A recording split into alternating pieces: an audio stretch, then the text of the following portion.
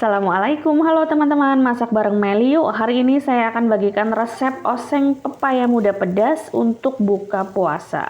Masakan yang bisa bikin kalap makan. Ini saya makannya pakai nasi anget, kemudian sambalnya saya pakai sambal terasi, dan untuk lauknya yang murah-murah aja saya pakai ikan asin. Rasanya enak, ekonomis, cocok untuk tanggal tua seperti ini ya. Yuk kita simak resep oseng pepaya muda pedas di video ini. Namun sebelumnya tetap ya, bantu dukung channel ini agar terus berkembang dengan klik tombol subscribe. Langsung aja, bahan apa sih yang perlu dipersiapkan untuk bikin resep oseng pepaya muda pedas? Yang pertama tentu saja pepaya muda. Ini pepaya mudanya saya pakai setengah lingkaran aja karena ini ukurannya cukup besar. Kalau teman-teman punya satu yang kecil, satu saya rasa cukup. Pastikan benar-benar pepaya muda ya, jangan pepaya yang warnanya sudah merah atau mendekati matang karena itu sangat berpengaruh nanti ke hasil masakannya. Masakannya menjadi lembek ya teman-teman. Nah, ini udah selesai, saya kupas-kupas. Nah, setelah dikupas kulitnya, saya nggak langsung cuci teman-teman, tapi saya akan parut dulu baru nanti dicuci ya. Ini saya parut menggunakan parutan seperti di video, karena kalau diiris-iris pakai pisau terlalu lama. Nah, untuk mengurangi getah dan rasa pahit, saya akan beri 1 sendok teh garam dan saya akan remas-remas hingga pepaya muda ini menjadi layu dan mengeluarkan air. Ini sangat membantu ya, karena kalau pepaya mudanya lemas dan layu, teksturnya itu nanti lebih cepat lunak ya saat dimasak dan pepaya mudanya juga nggak kaku. Siapkan bahan-bahan lainnya, bahan bumbunya ada cabai merah besar, cabai hijau, kemudian bawang putih, bawang merah, daun salam, dan laos ya atau lengkuas. Saya nggak pakai tomat ataupun terasi ataupun saus tiram ya. Saya pakai cabai rawit merah dan udang rebon kurang lebih 20 gram. Untuk lengkuasnya saya iris menjadi 2 irisan. Cabai merah besar saya pakai 4, cabai hijau besar saya pakai 4, bawang putihnya saya pakai 4, bawang merahnya saya pakai 4. Gampang diingat ya. Untuk cabai rawit biar ada sensasi pedasnya saya pakai 3 aja. Teman-teman kalau suka pedas boleh ditambahkan untuk cabai rawitnya. Dalam oseng pepaya muda pedas ini usahakan jangan di skip aromatiknya ya. Setelah pepaya mudanya diremas-remas hingga mengeluarkan air dan layu, apakah perlu dicuci bersih kembali? Apakah perlu dicuci ulang? Jawabannya perlu ya. Dicuci untuk menghilangkan sisa garam dan getah sebelum diolah. Nah, kemudian tahap selanjutnya adalah pencucian bumbu-bumbu ya. Dikhawatirkan masih ada sisa-sisa semprotan pestisida atau sisa-sisa tanah yang menempel kotoran begitu ya. Ini saya sering diprotes nih kalau saya ada tahapan seperti ini. Teman-teman, jika tidak suka silakan di skip aja ya untuk tahap pencucian ini. Kemudian untuk udang rebonnya juga sama ya, wajib dicuci dengan air mengalir untuk menghilangkan sisa-sisa bakteri. Sisihkan dulu, lalu kita akan geprek lengkuasnya. Lengkuas tuh wajib digeprek ya, agar mengeluarkan aroma khas yang maksimal. Kunci rasa oseng itu ada di aromatik, ada di lengkuas dan daun salam ya. Jadi kalau teman-teman bikin oseng wajib ada ini, tapi kalau teman-teman bikin tumisan itu boleh menggunakan saus tiram dan kecap dan saus-sausan yang lain ya.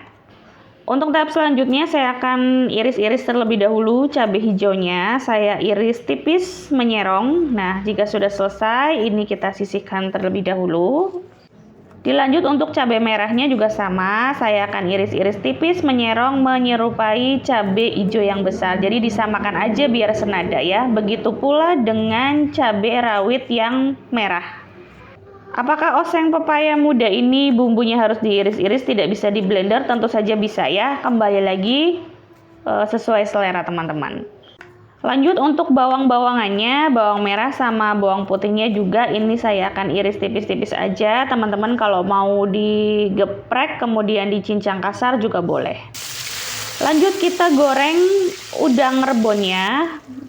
Sampai udang rebon ini kering ya, sampai warnanya tuh berubah dan teksturnya menjadi ringan. Namun hati-hati juga jangan sampai gosong ya. Ini sudah kering, akan saya angkat. Kemudian saya tiriskan biar tidak terlalu banyak mengandung minyak. Langkah selanjutnya saya akan tumis 2 bawang, dimulai dari bawang merahnya terlebih dahulu. Bawang merah kita tumis hingga setengah matang, baru kalau udah setengah matang bawang putihnya masuk.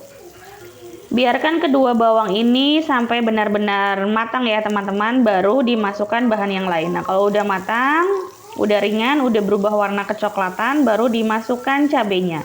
Masak sampai cabenya ini layu, baru dimasukkan aromatiknya ya. Lengkuas sama daun salam wajib ikut ditumis. Jangan dimasukkan di pertengahan memasak, tapi wajib ditumis agar aromanya lebih keluar. Dalam tahap ini kecilkan api dan biarkan aroma lengkuasnya ini keluar maksimal ya. Jika sudah, baru dimasukkan pepaya muda yang sudah ditiriskan tadi. Kemudian cabai hijau besarnya kemana kok belum dimasukkan nanti ya teman-teman. Ini dimasukkannya di tahap pertengahan memasak untuk menjaga agar warna hijaunya tetap cerah dan tampilan oseng pepaya mudanya ini cantik. Kita aduk-aduk agar bumbunya ini merata. Setelah itu agar tidak gosong, mencegah bawahnya gosong, saya akan beri air 50 ml aja dulu.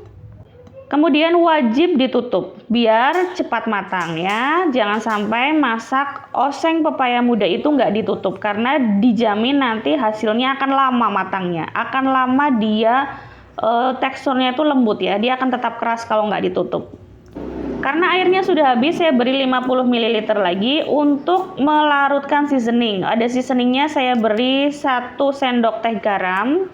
Setengah sendok makan gula pasir, bisa di skip ya kalau gula pasir tidak terlalu suka, karena saya orang Jawa jadinya masaknya pakai gula pasir. Dan setengah sendok teh penyedap, boleh Royco, boleh Masako, boleh micin. Aduk-aduk agar seasoningnya ini larut dan tercampur rata dengan masakan.